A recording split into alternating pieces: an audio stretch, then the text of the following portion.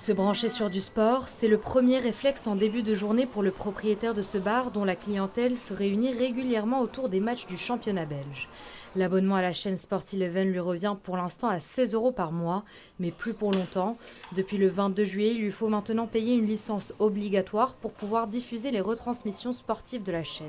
C'est sûr que cette augmentation va à nouveau être encore un coût élevé, surtout si ça passe de 60 ou jusqu'à 150 € par mois.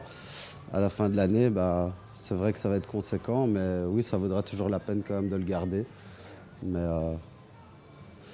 encore payer. Une licence dont beaucoup de propriétaires de restaurants et de bars ne peuvent pas se passer. La retransmission de ces matchs représente une grande part de l'activité du secteur.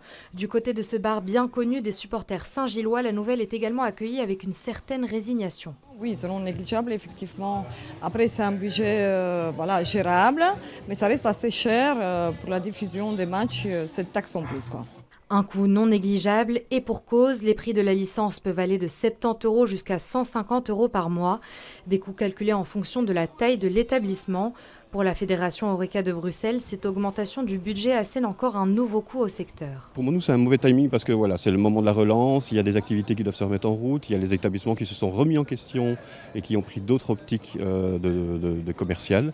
Et donc forcément, c'est dans une optique commerciale, on fait des business plans, on se met à l'avance sur 1 an, 2 ans, voir comment les choses vont évoluer. Et là, c'est vraiment 10 fois le prix.